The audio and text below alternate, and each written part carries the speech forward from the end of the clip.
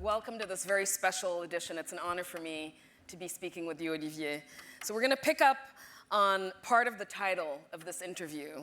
When you hear the phrase, living with courage, what does it mean for you today?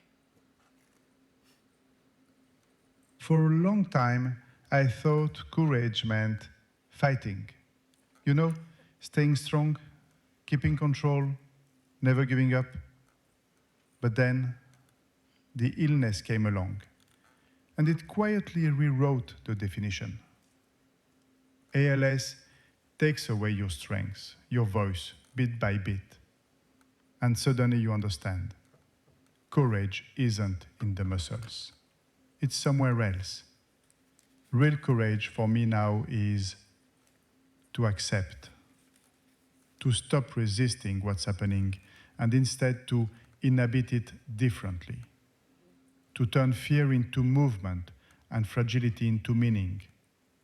It's not a noisy courage anymore, it's a calm one, the kind that whispers every morning, okay, I can't do everything I used to, but I can still love, I can still act, I can still make a difference.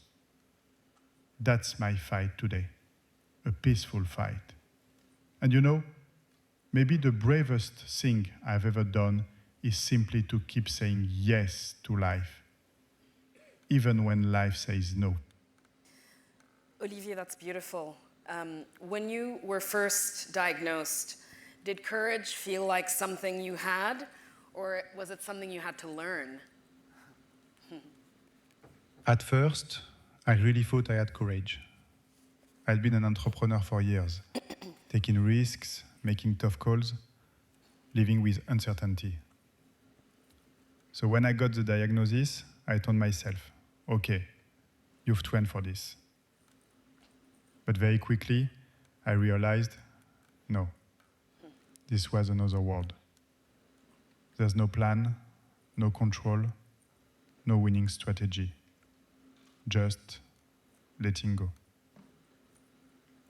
So yes, I had to learn courage from scratch. A completely different kind of courage. Not the one that pushes forward, but the one that accepts. That says, I can't fix everything, but I can still choose how to live it. And you know what? I also had to learn something I never imagined doing, asking for help. At the hospital, I started seeing a psychologist. Me. I'd always thought therapy was for the weak. But she saved me. Truly. She helped me put words on what I was feeling and gave me permission to fall apart a little before standing up again. In the beginning, I kept repeating, stay strong. Now, I tell myself, stay open. Open to others, to love, to what's still possible, even when it hurts. That's the courage I had to learn. Softer, yes, but deeper. And probably the most human kind.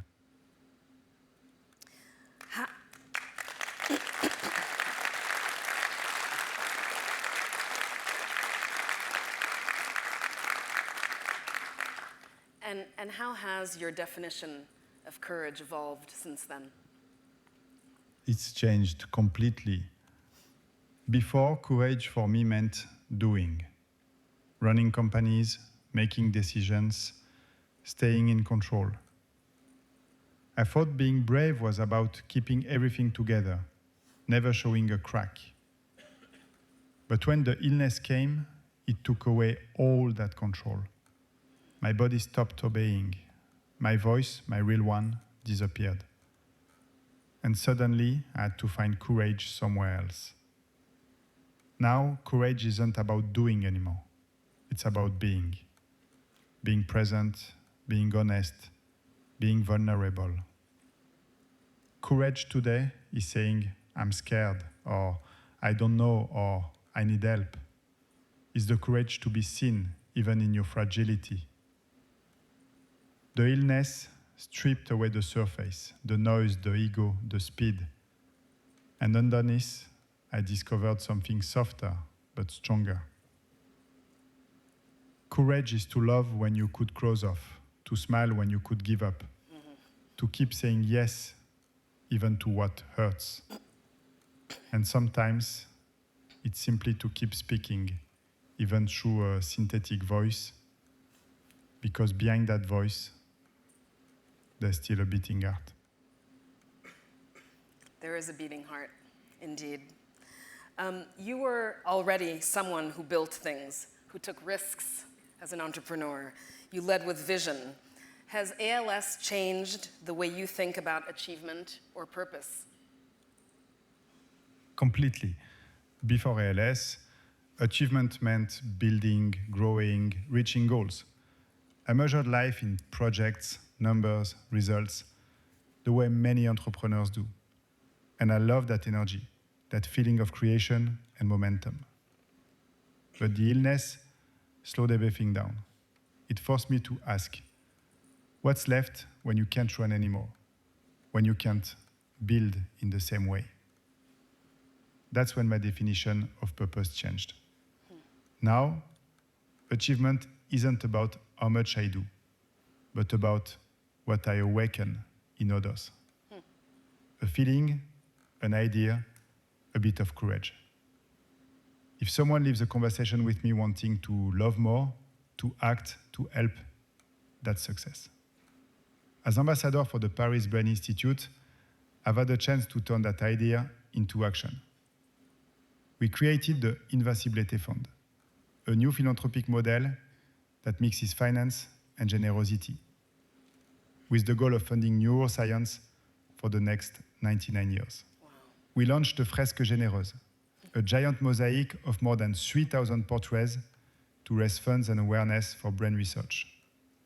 We build bridges between European researchers through CURE and D4LS, an alliance uniting France, Germany, the UK, and the Netherlands against ALS.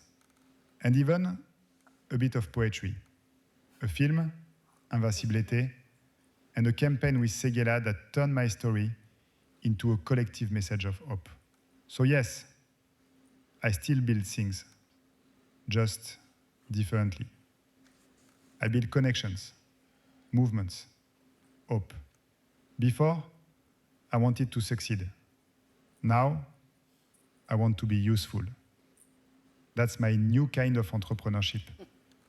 One that measures its return in humanity and dollars for research. That's it. Absolutely. And we're going to talk about the Fresque Généreuse. I wanted to ask you, what surprised you most about yourself in this journey?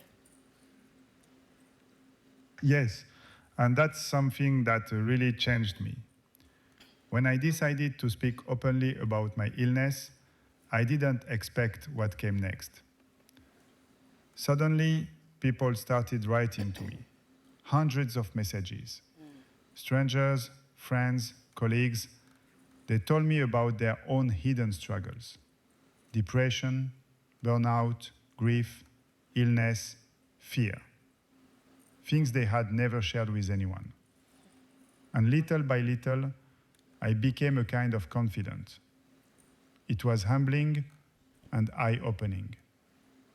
I realized how many people live with an invisible weight and how few spaces there are to talk about it without shame.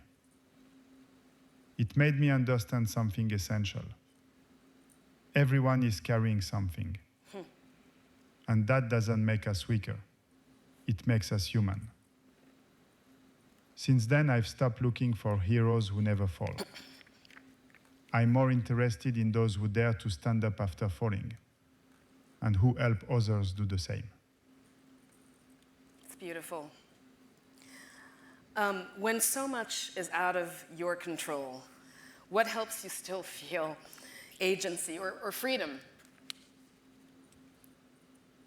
That's a beautiful question. When you lose control of your body, you realize that freedom has nothing to do with movement. It's something inside. At first, I thought I had lost everything.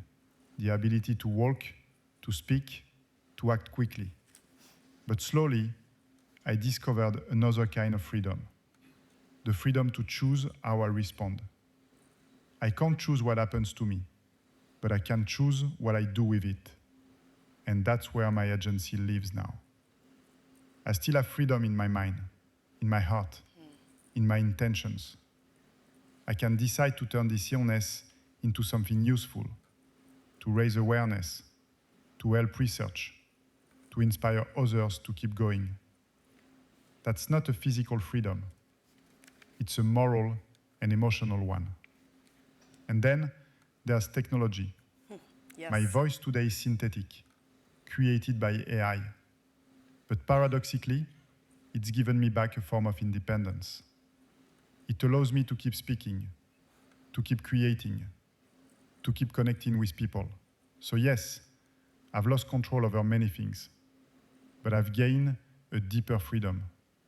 The freedom to stay myself, to love, to act, to leave a trace, even differently. What a heart. Are there moments of joy, humor, or unexpected beauty that have become especially meaningful to you? Yes, more and more, actually. When everything becomes fragile, the smallest things take on a new intensity.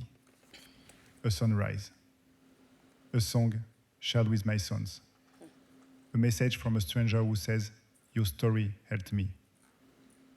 Even a moment of laughter in the hospital, and there are many, becomes a small victory. Humor for me is a form of survival. It breaks the tension, it reconnects us to life. Sometimes my friends and I make jokes about my robotic voice or my wheelchair. It's our way of saying, the illness doesn't get to take everything. And beauty has become everywhere. In the people who help me each day, in the creativity of our projects, in the way fragility can bring out tenderness in others. Before, I used to chase beauty. Now it comes to me, quietly, when I pay attention. So yes, joy and humor are still there. So, back again to courage. It rarely exists alone. Who or what gives you courage on difficult days? So true. Courage never walks alone. On difficult days, mine comes above all from the people around me. From my wife, Virginie, her strength, her humor, her calm presence. From my sons, Clément and Louis, they remind me that life keeps moving forward, that love is stronger than fear. From my friends, my team, the doctors, the caregivers, all those who stand beside me without pity, but with light. There's also the community of patients and researchers I work with through the Paris Brain Institute. Seeing their dedication, their hope, their fight for others, that gives me courage every single day. And sometimes, courage comes from very simple things. A song, a child's smile, the feeling of sunlight on my face. Moments that whisper, "You're still alive," and that's already enough. But above all, what gives me courage is this conviction that everything I'm living can still be useful. That my voice, even synthetic, can serve something bigger than me. Thank you, Olivier. That was incredible.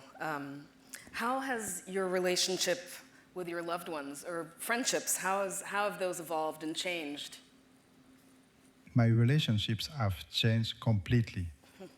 Because when you live with a disease like this, people around you also have to learn. There are those who have learned, my wife, my sons, they have learned a new language of love. One made of silence, patience, humor. They've accepted the reality with me, and that gives me incredible strength. There are those who are learning, friends, colleagues, who sometimes don't know what to say, but who stay, who try, who show up. And that effort alone is beautiful. And then there are those who look away, not out of cruelty, out of fear. Because facing fragility, facing mortality, it confronts them with their own. I understand that now. I used to look away too. This illness taught me compassion for others and for their silences. Not everyone can walk beside a condemned man, but those who do, even for a few steps, make the road brighter. We're all walking with you today, Olivier. What have you learned about receiving help when you've spent a lifetime being the one who gives it? You know, when you ask me what I've learned about receiving help, I'd rather answer by reading a short passage from my book. It's called Another Planet. Another planet. The day you cross into the world of dependence, you land on another planet. You have to rethink your whole relationship with your body, with modesty, with privacy. This chapter, probably immodest, I chose to assume, both to help those making this same journey and to pay tribute to those who have made caring for others their profession. I should probably say those women, since so many of them are nurses, caregivers, aides, still overwhelmingly women. My first contact with this planet was in the hospital when they placed my first feeding tube. A nurse I had never met before walked into my room, already heavy with the suffocating morning heat of that old neurology ward. "Mr. Goy, it's time for your shower." Without a word, I found myself a few minutes later sitting naked, a towel on my knees, on a plastic wheelchair. Probably bought second-hand in the USSR. The nurse struggled to push my 90 kilos. The wheels screamed with age. Down a corridor where no one seemed surprised to see me rolling by in my birthday suit. It was all part of a well-rehearsed morning ballet. We waited in silence for a cubicle to free up. A frail old man came out. Our turn. Still without a word, the water started flowing, washing away the traces of a too-hot night. Then suddenly, a sentence burst out. "I really loved your film. I've told all my patients to watch it when they feel down." By then I could no longer speak, but she must have read the mix of surprise and amusement in my eyes. This absurd situation of being scrubbed vigorously on the backside with a disposable glove. I started laughing uncontrollably. She did too. Here, the relationship to the body is unfiltered, direct. No protocol, no modesty, no pretense. A long way from Instagram's beauty filters. I remember perfectly the embarrassment I felt during a small sanitary accident. I'll leave the details to the reader's imagination. My face must have betrayed my shame. I looked like Droopy on a bad day. The nurse met my eyes with kindness and said, "Did anyone die? No? Then it doesn't matter." That line, so simple on the surface, left a deep mark on me. It still echoes inside me with a force far beyond its plain words. As if I suddenly understood that, whatever pain my body might inflict on me, beauty was elsewhere. My intimacy, my personality, now live in the only place my illness will never reach, my mind. Wow, wow, wow.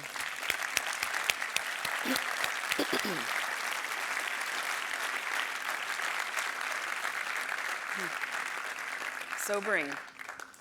You've been very engaged with technology. This was your career, and research around ALS now. What developments or ideas give you real hope right now? But that's a question I love because, yes, there are real reasons for hope. For the first time, science is moving faster than the disease. We are beginning to understand what causes ALS, not just the symptoms, but the mechanisms at the cellular level. There are now dozens of clinical trials happening around the world and new therapies that target specific genes or pathways.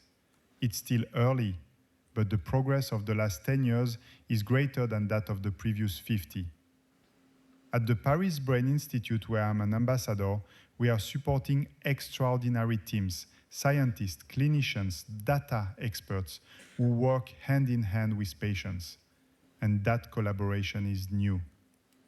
What gives me hope too is technology.